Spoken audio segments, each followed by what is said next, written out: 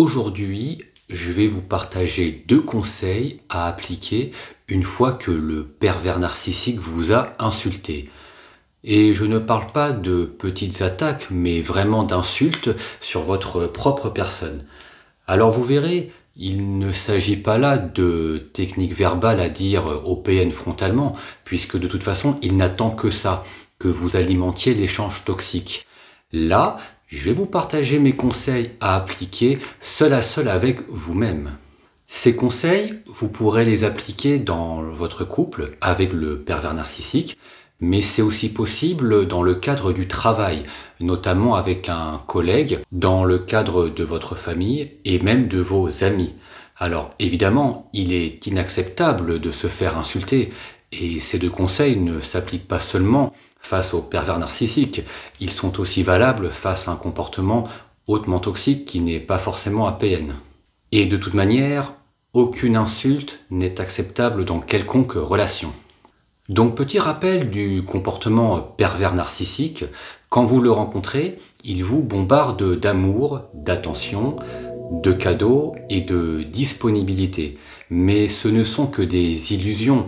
Il vous fait croire que vous êtes la seule femme qu'il n'a jamais aimée, et entre parenthèses, ce qu'il ne vous dit pas, c'est qu'il a eu énormément de femmes avant vous auxquelles il a dit exactement la même chose. Donc il vous fait croire qu'il vit quelque chose d'intense et d'unique grâce à vous, et vous vous jetez dans ses bras. Ensuite, peu de temps après, il met en place la phase de confusion, c'est-à-dire qu'il commence à avoir des sauts d'humeur, il commence à mélanger contes de fées et contes d'horreur. Les critiques déguisées s'installent dans la relation, comme par exemple tu es belle mais tu peux l'être plus », ou encore tu es belle quand tu fais un effort. Vous voyez, c'est de l'hypocrisie combinée à de la méchanceté gratuite qui s'installe insidieusement. Et puis là, un jour, un nouveau cap est franchi. La première insulte. Alors déjà, il faut comprendre pourquoi on reste malgré tout. Soit c'est parce que le PN a tellement mélangé critiques déguisées et compliments que vous êtes dans le déni. Vous ne voulez pas croire à sa cruauté. Puis vous vous réfugiez dans les bons moments en vous consolant vous-même, dans l'espoir de revivre les rêves du début de la relation. Mais justement, rappelez-vous qu'il s'agit uniquement de rêves, pas de la réalité. Soit parce que le fait d'être insulté fait simplement écho à votre propre vécu, où vous avez tristement grandi dans un environnement où vous avez été maltraité, notamment par la violence verbale. Et aujourd'hui, l'histoire se répète. La première insulte du PN, puis une autre, puis les jours passent, et cela a des conséquences sur vous et sur votre santé. Alors, que faire? La première chose, c'est de le noter. Donc, je vais vous montrer des exemples d'insultes. Bon, je ne vous les lis pas, mais vous avez compris l'ambiance. Et ce sont des insultes envers votre propre personne. Ah, c'est sûr que c'est pas du tout ce que disait le pervers narcissique au début de votre relation. Les masques tombent, et le masque de séducteur laisse place au masque du tyran. Et pour la petite info, le tyran, c'est aussi le terme utilisé pour désigner le trouble de la personne antisociale, c'est-à-dire le sociopathe. Et on va tout de suite passer à mes 2 conseils. Alors, le premier, c'est ce que j'appelle la confrontation des avis. Donc, notez tout ce qu'a dit le PN sur vous, puis ensuite, contactez vos meilleurs amis, ceux qui ont toujours été là pour vous, et demandez-leur en toute honnêteté ce qu'ils pensent de vous. Donc là, vous notez ce qu'ils vous disent, et ensuite, vous comparez cela avec ce que le PN a dit sur vous, et vous verrez que l'avis de vos amis sera systématiquement opposé à celui du pervers narcissique. D'un côté, vous avez le pervers narcissique qui vous insulte, vous rabaisse, vous fait comprendre que vous n'êtes rien sans lui. Puis de l'autre côté, vous avez vos meilleurs amis qui vous disent qu'heureusement que vous êtes là après tout ce qu'ils ont traversé, ils n'y seraient pas arrivés sans vous. Donc là, il y a un problème. Le PN, il vous accuse d'égoïsme, de ne pas comprendre grand-chose, etc. Puis vos amis, qui vous connaissent généralement depuis bien plus longtemps que lui, disent tout le contraire, que vous êtes génial, intelligente, que vous êtes capable de trouver des solutions aux problèmes. Donc ce travail permet de vous dire que non, ça n'est pas vrai ce que dit le pervers narcissique. Il est blessant et humiliant, mais vous savez que c'est faux.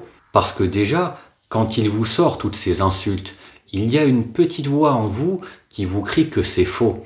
Mais aussi, vous avez vos meilleurs amis qui vous connaissent depuis toutes ces années, qui n'ont jamais pensé ça de vous une seule fois. Ce travail va vraiment vous aider à relativiser. C'est ce qu'on appelle la confrontation des témoignages. C'est très puissant parce que nous-mêmes, quand on est en proie du pervers narcissique, on ne sait plus où on a honte, on n'a plus envie de rien.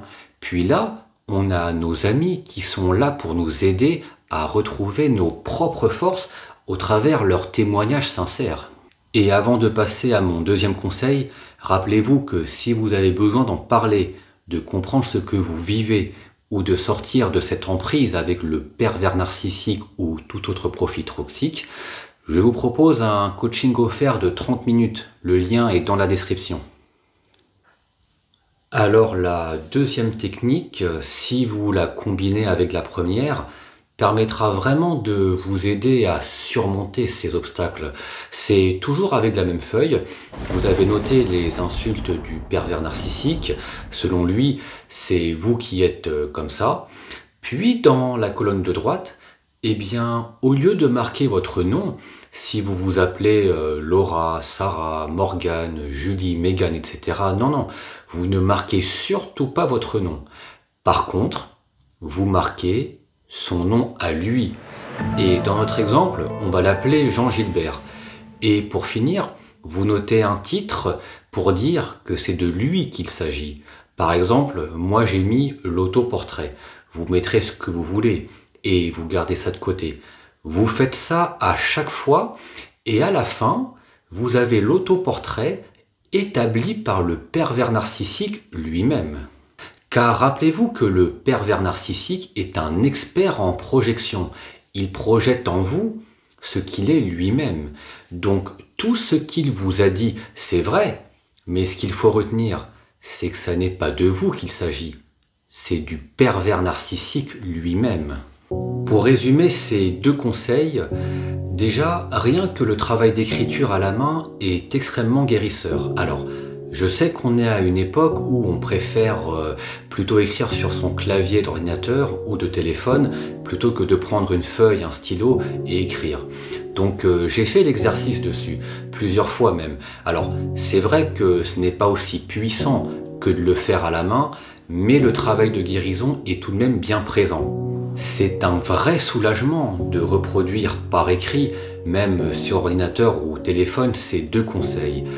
Et ce que je viens de vous partager n'est pas juste un exercice, c'est un acte de reprise de pouvoir de votre propre vie.